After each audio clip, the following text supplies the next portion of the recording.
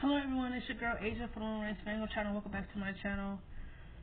You guys, I just finished watching Two Lovers with Joaquin Phoenix in it, and man, this movie is a fucking masterpiece. Like, it has such a phenomenal writing style to it, cinematography, everything. And you know, I gotta call out this channel. I think this name is called Love Reviews. They got a podcast, they got a channel where they talk about movies and shit, and everything they said about this movie and how they was talking about the characters and everything, I fucking loved it. Like, it's just like, I loved it. Like, they, you know, addressed the bullshit, like, how it, like, they did a really good job at discussing it, but that's not what inspired me to want to make a video like this.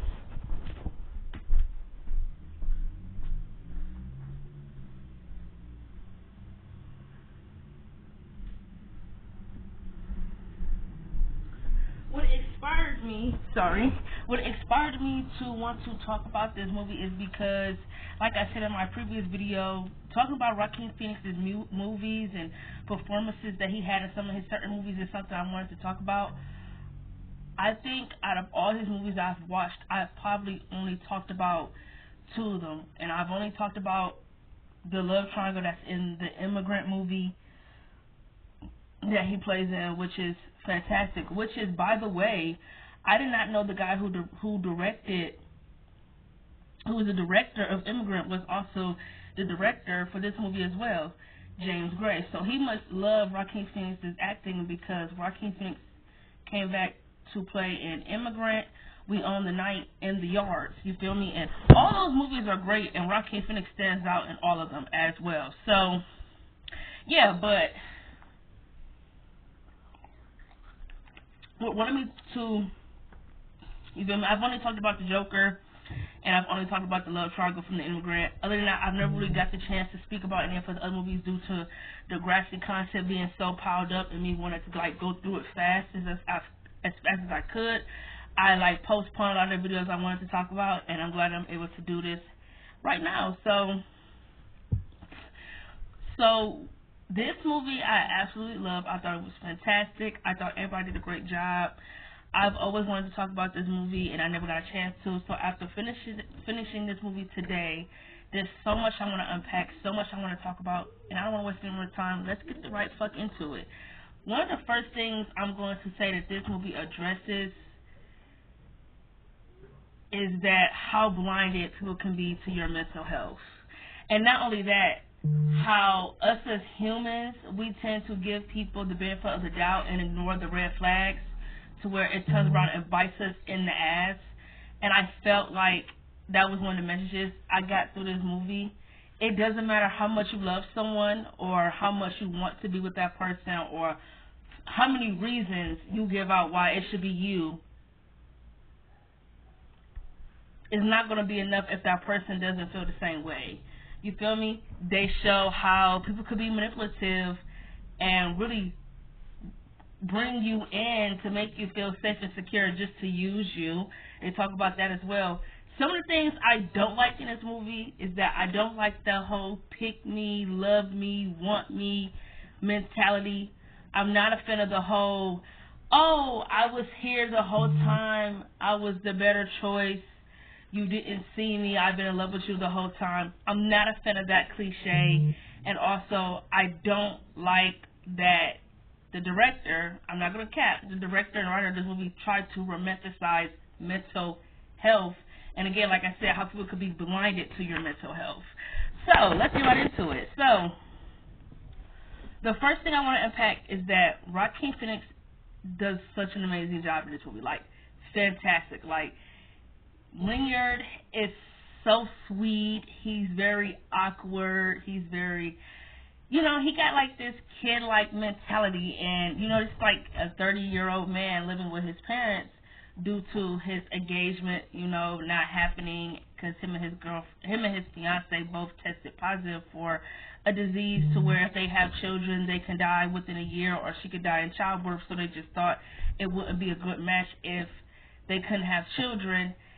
And Leonard is suicidal after his engagement didn't happen. He slit his wrist and he had to move back in with his parents. His parents definitely treat him like a child, like a teenager, someone they have to constantly watch over 24/7. Things of that nature, like he has to have 24-hour, 24/7 security lockdown on him, to where literally he had to sneak in and out the house as if he was a teenager, not like he's a grown-ass man who could just come and go when he pleases. You feel me? So it definitely shows how, again, with that stereotype, how people feel like they can't treat you a certain way due to you having mental health. I didn't like that sometimes their parents would say, you can't talk to him in that kind of voice, you feel me? He's fragile. Linear has bipolar disorder, you feel me? And his mom tries to make sure he takes his pills. And sometimes they feel like he doesn't take his pills. And in the early, as soon as the movie opened, Linear tries to commit suicide. He jumps into the water, and somebody rescued him, and they asked him what happened. He said he fell into the water. And a lot of people said, no, we saw him jump into the water. He works at his dad's business, the dry cleaning place. Like I said, Linear is very awkward, very sweet. He's funny. Everyone gravitates towards the energy. He just does not connect in the world socially. Like, he's like just awkward. So, literally in the first act of the movie, they're really telling you that Linear is very suicidal. He's sensitive and he's fragile. He loves hard. He is misunderstood, I guess you would say. Things of that nature. That's all they tell you about Linear's character, that he wants to connect socially, but he just can't due to him being so awkward. Damn, there was something else I was about to say.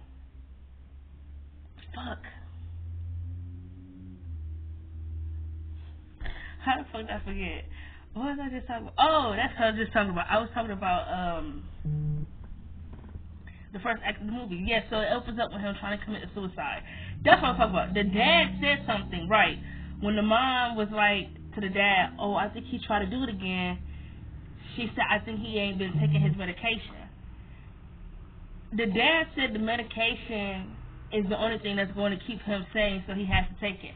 I don't like the idea that you feel like your son, well, yes, he has bipolar, so if he doesn't take his pills, you're 100% right, he can have a psychic episode, and the last thing you want is to have your son be in a mental institution due to them feel like you're neglect of not getting on him for taking his medication. Okay, I got it. What I don't like is that the dad feels like him and the mom can't say anything to him due to him having an illness, like, oh, he got to be on the pill if I'm going to tell him how I feel, and it's like, I don't like that, because it's like, still is that stigma. In this movie, it definitely has a stigma due to bipolar disorder, and again, like I said, I'm not a fan of the whole, he ain't take his pills, oh, you're crazy, that I just don't like that type of shit. So, boom, bada bing, dad telling Linear, the family coming over who wants to buy their business is coming over, he bringing his daughter Sandra. At the dinner table, Linear is like very lean back, not saying too much, very awkward. The dad had to be the one to tell him, had to tell everybody, oh yeah, Linear takes pictures, he's a photographer, maybe you should show Sandra some of your pictures. So they go in the room and it's like very much of a mess, pretty much describing his headspace. Mess, not really in the right headspace. Like, she asked him why is it so messy, he said he moved back with his parents 4 months ago, yet he still got bags packed, he still got papers and shit everywhere, so he is very scattered all over the place. So it's like, it makes sense for him not to really be like, oh shit, my bad, I didn't even know it was going to be everybody in the room, so I didn't think you had to come in here. So she's looking at the pictures, and something that she said to me that was very interesting that describes his character in this movie was that when he showed her the pictures, she said, there's no people in these pictures, just buildings. And he said, yeah, he's kind of like, doesn't really do too well socially with other people. So it's like, that automatically describes that he feels very disassociated from the world, that he does not connect socially, period. She looked through the pictures, and she sees a picture of his ex-fiancé, and she asked him who it was, and he said that was his ex-fiancé, they were supposed to get married. She said, you were engaged? He said, yeah. He said, but we had a disease, so we couldn't have children, so she called it off. She said that her dad originally wanted her to come here because their parents wanted them to meet up, and She asked him if he would like to hang out sometime. He said yeah. They go back to the dinner. So the next day, Lanyard meets Michelle. Michelle is a beautiful blonde. She's skinny. She's tall, thin. She's just, everything Lanyard liked. Automatically, once he first met Michelle, he was attracted by her, 100%. But they kind of wrote Lanyard's character to be a little creepy. Like, when she came to the apartment and was looking around, and she noticed that his bedroom is close to the bathroom in her bedroom. He picked up the camera and took a picture of her. She wasn't naked or anything. He just snapped a couple of photos. And she gonna say, hey, what are you doing? You taking my picture? He was like, yeah. First of all, I'd have been like, what the hell are you doing, creep? Not, hey, you taking my picture? Like, that's just creepy. You feel me? And then not only that, the day after he met her, he literally followed her to the train station. Like, followed. He literally followed her and then tried to pretend like as if he was going the same place she was going when it was not giving that. So his intentions, I would say that the way he would come off towards Michelle sometimes was a little creepy. But, again, like I'm saying, when it comes to the whole point of this movie, again, like I said, I think people were blinded when it came to Lanyard's mental health. One of the main things in this movie I didn't like with the parents and how they was really blinded to his mental health is that your son just ended an engagement. And the first thing y'all want to do is put him in another relationship that could possibly not end well to where it would mess up his mental health. And not only that, they should have got Lanyard real help. He needed real help, like a therapist. Because not only was he suicidal and he had bipolar depression, all of that just was so much. So it's like, I feel like their parents was worried about the wrong thing, whether or not he going to get married, whether or not he had, like, of course you want your son to be happy, but it's like, do you really think him hopping back into another relationship after a failed engagement is smart? I didn't think so. So I feel like in this movie, everybody was completely blinded when it came to Lanyard's mental health. And like I said, when it comes to the manipulative shit, we finna get into this shit, because at this point, this is what really matters, the whole movie. So the title says Two Lovers. At first, when I first watched it, I was thinking, oh, it's going to be a love triangle. It wasn't that. Two Lovers is a journey describing Lanyard's relationship with both Michelle and Sandra. What makes those two women different and why he feels an attraction towards them.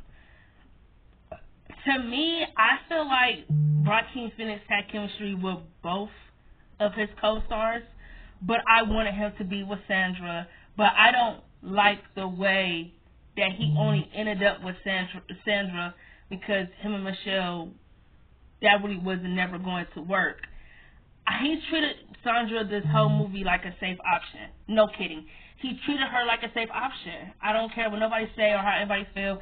He treated Sandra like the safe option because off top he backed himself in the corner the second he lied at the dinner with Michelle and the married man she was fooling around with that he had a girlfriend. When Michelle said, oh, you never brought up having a girlfriend. And he lied and said, oh, we just got together, it just never came up. So he backed himself in the corner. So automatically him saying that, he felt like he had to make it official with Sandra. And not only that, their parents kind of wants them to be married or in a relationship or whatever. Even though if you look at it, him and Sandra really wasn't dating for that long. Even though the movie does skip to like a few months or a few weeks, hell, that's still like, the fuck, him and Sandra wasn't even together that long, and yet these parents is already setting up the motherfucking wedding. Hell, they setting up the motherfucking baby shower at that. Bitch, they setting up when they gonna be in the waiting room for the motherfucking due date when she gives birth. Like, I really feel like he was pressured to date Sandra or be with her due to their families wanting to be in the family business, and Sandra's dad like letting him know that they can be partners if it does end up being something where he does marry his daughter. So I feel like Lanyard really, as long as I'm concerned, he can fuck around with Michelle, be in love with her, and if that never worked out, he can always have Sandra as his backup. I don't like that he treated Sandra like an appetizer when honestly, if you look at it, she really should have been the one he should have put in all that time, energy in, not Michelle. Michelle is a manipulative, using ass bitch. I hated Michelle. And you know what?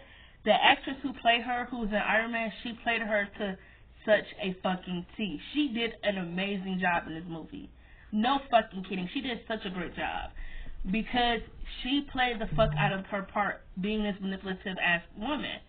And how, even though I felt, and like that's what I mean when I say Leonard ignored the red signs, because there's been numerous times in this movie when Leonard said that he might have feelings for her, where she told him that if you really knew me and actually knew me, you would not feel all these things. So to me, that tells me she is not a good person. You feel me? She's not a good person. I don't like how they made Leonard a pick-me. I didn't like that. The whole, I'm the good guy, I've been here the whole time, da da da.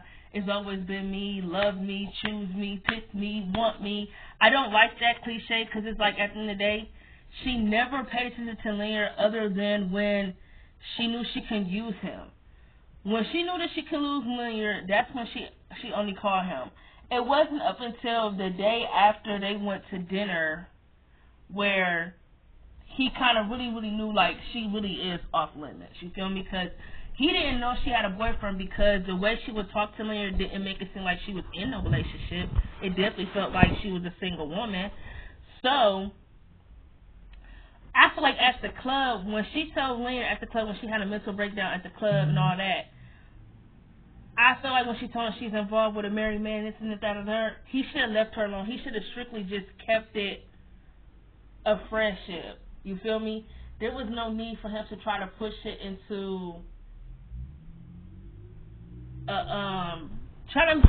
something romantically. I don't really know how to describe it. I don't think he should have tried to push it into anything romantically, in my opinion. But I feel like Michelle definitely showed a lot of red flags. I felt like, and it's so crazy because I literally said this, and then in the movie, Leonard ended up saying it. He said when he confessed to her that he loved her, when she said that she was going to go to San Francisco, and he told her not to go. He said he loved her. She told Leonard if he really knew her, he wouldn't feel that way. And he told her that this is not some fucking high school crush. I love you.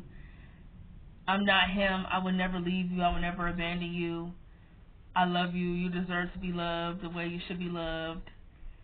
And I feel like Michelle told him numerous times that he doesn't really know her. I feel like he was infatuated with her. He was in love with the unpredictability, the excitement, never knowing what he's going to get with her. With Sandra, he felt like she was predictable. She was maybe a drag, maybe boring, not as exciting. And I don't like the fact that that's still being used as a cliche after all these centuries. That if you're chill, laid back, and you're not extra, meaning you're not toxic, meaning you can't use me, then I'm boring.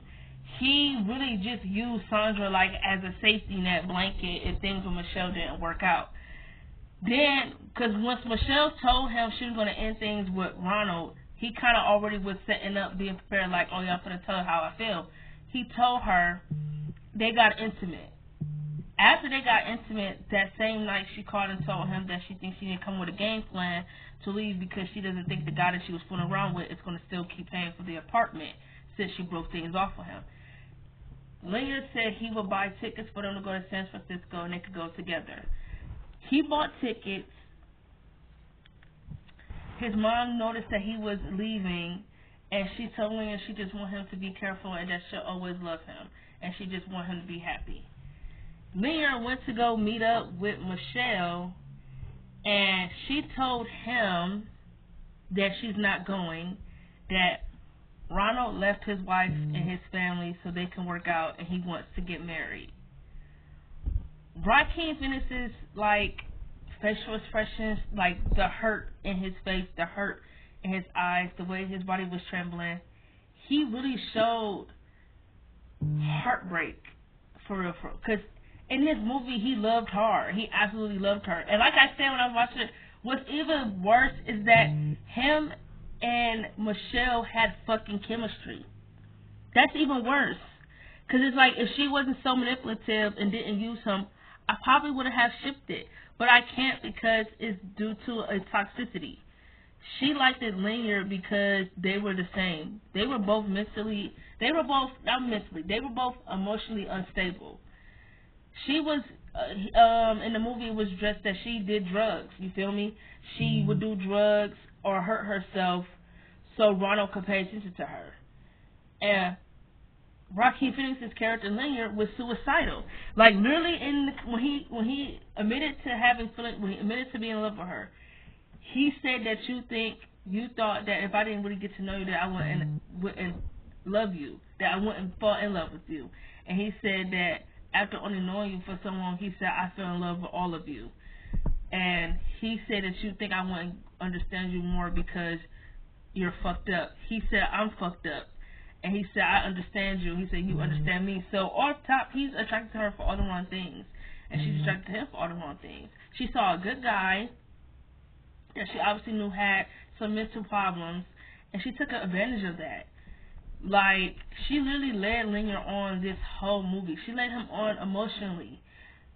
Literally. Like, if her relationship didn't work out, she would run to him, call him for help. And I feel so bad for Linear because in this movie, Joaquin Phoenix's character is so sweet. Like, he is so sweet. So it's like, to see how she did him, that shit really rocked me to my core because it's like, he did not deserve that at all. And but at the same time, I'm still going to hold Linear accountable because I don't like how he treated Sandra. I feel like the way he did her was really, really dirty. But I feel like Sandra was too quiet, and that's just the way they wrote her character. Because to me, when he was sitting at the table the day after, hold on, let me see if I'm missing anything before I even continue with the rest of it. Yes, the day after the dinner, the day of the dinner. I didn't even mention this. Linear and Sandra, they got intimate. They got intimate the day he went to dinner with Michelle and Ronald. They got intimate. So after that, he kind of made it official with her. You feel me? Because the day after the dinner, the day after they got intimate, he went to go meet up with Michelle on top of the rooftop, and she was asking him, what does he think about Ronald? Does he think he's going to leave his family? Da, da, da, da. And he said that, he was like, come on, Michelle, what are you doing? He said, a guy like that, he said, a guy like that, you think he's just going to leave everything for you? He said he's not. He said, but Joaquin Phoenix said, this is basically addressed, yet again, confessing his feelings for her. He said he know he would. He said he would sacrifice everything, give up everything just to be with her. She told Linear that he's very sweet, but she doesn't feel the same way. She sees him as a brother, and she just feels like she could tell him anything. And he said that's bullshit, and he said he doesn't think they should hang out anymore. But, so basically ending all communication, all of that with her. And then they skip to where him and Sandra are official relationship. They've gotten closer, their families have gotten closer, all types of shit. So Linear was at Sandra's brother's awake, and he get a call from Michelle. Michelle said that she's been having some real stomach pain. She doesn't feel too well. She need to go to the hospital. She's bleeding, and the guy that she's with was supposed to take her, but he never showed up. Linear said he would take her to the hospital. He meet up with her. They go to the hospital. He's really waiting in the waiting room for her. He walked in. He walked in, asked the doctor what was wrong. They said that they had to do something. She miscarried, and she didn't know that she was pregnant up until she came to the hospital. Linear told her that the good thing is that she's just okay, and he told her that he was sorry, and the way he just leaned his head on her, like him and Michelle had chemistry. Like, I can't even sit here and lie. They had chemistry, but I just don't ship it, and I feel like this movie was trying so hard to make you ship it, and he almost had me. Like, James Gray almost had me just by a little inch. Like, he literally had me like shipping him for a quick minute, because just that whole monologue of him just being there for her. I knew when Linear said that he didn't want to hang out with her anymore, I thought he was like, okay, I'm done, I'm being in love with her. The second she called him and he answered his phone and the way he ran to her, I knew he was not over her. I knew he still loved her. I knew he was still in love with her. You're never going to run that fast towards nobody if you don't love them. And he was in love. I definitely feel like this movie deserves a higher Rotten Tomato score. It has an 81. It definitely deserves something higher. And this movie is just so good. Like, it feels like I'm watching a documentary. Like, it feels like I'm watching a 2-hour long movie about love and heartbreak and everything that comes in between it.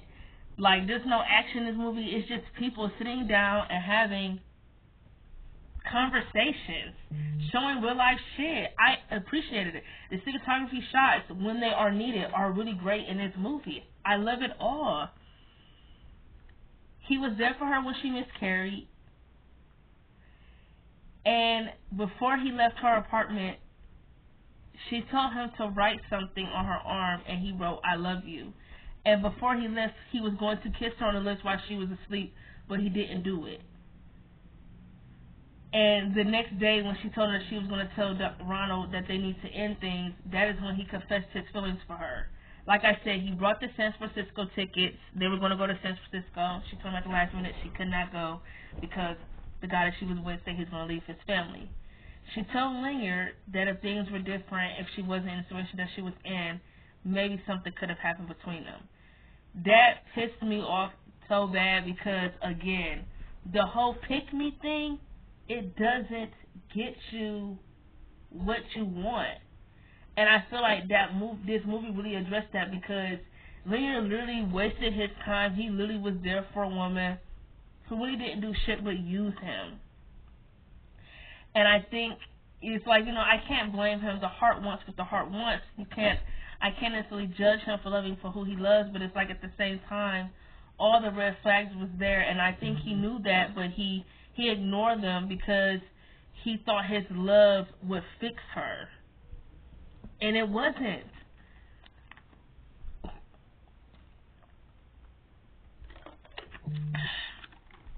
She didn't want the good guy.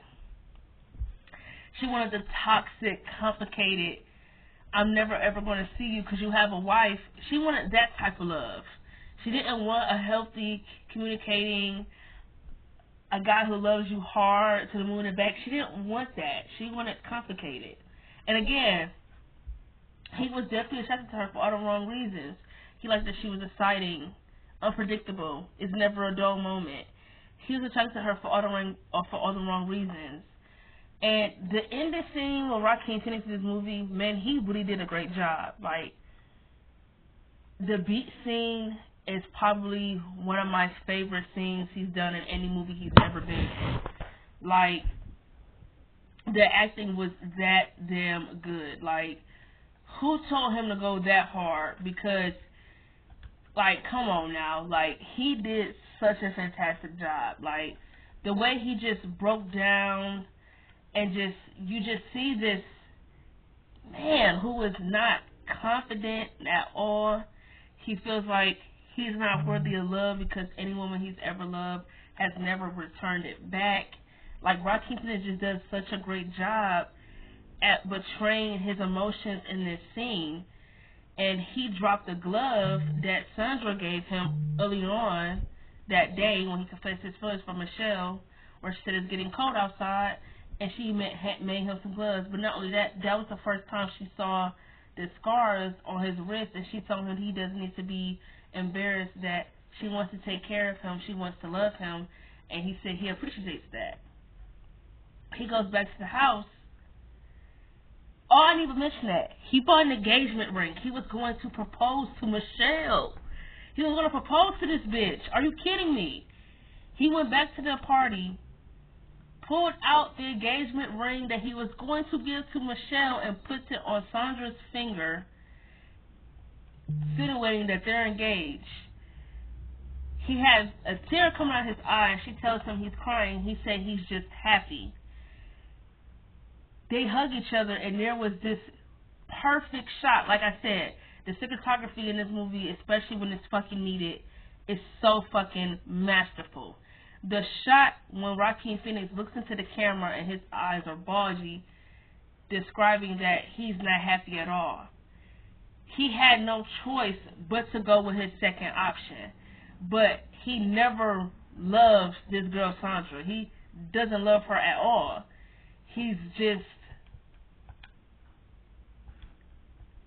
he had no choice because of that he couldn't be with who he really wanted to be with. And I feel like a lot of people said that was like they didn't like the ending because it was like something you had to guess on your own.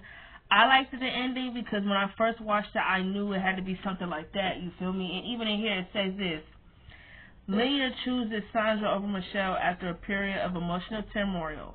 He intentionally pursues Michelle, but when she is about to leave town for good, he returns to the family New Year's Eve party.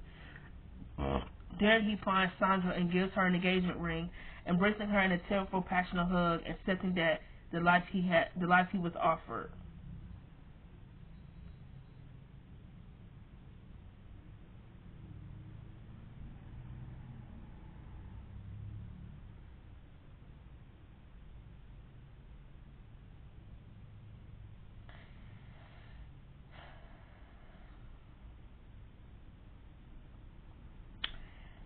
Yeah, so that's that, and I agree. I feel like the whole movie, he kind of treated Sandra like a safety option if things did not work out with Michelle. And I feel like once Michelle kind of told him that she's not leaving and she's going to work things out with the other guy, he knew that at least there's someone out there who does love me, even though I don't love that person back.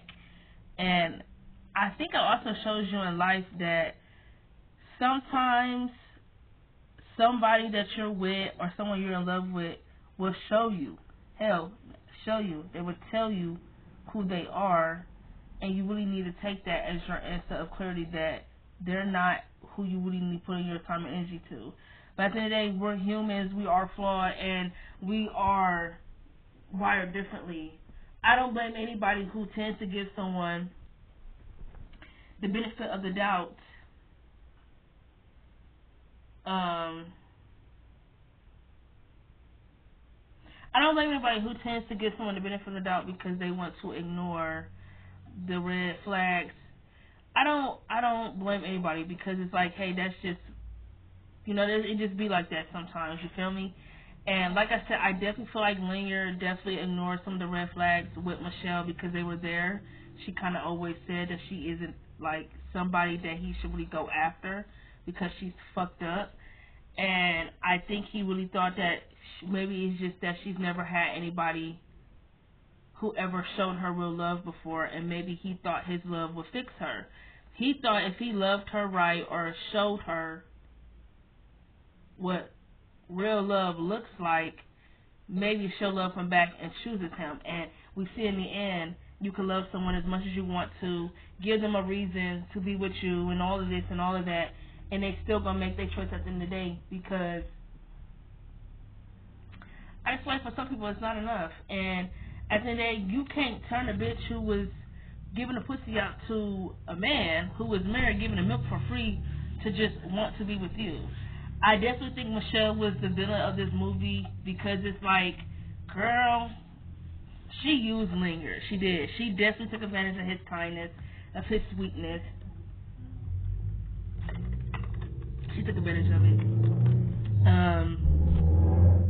This is a 10 out of 10 movie. Fantastic. Definitely one of my favorite performances with Joaquin Phoenix. When I first watched this movie, I absolutely liked it. Watching it after not seeing it for so long, I absolutely love it. And it is a fantastic movie. Like, it is great.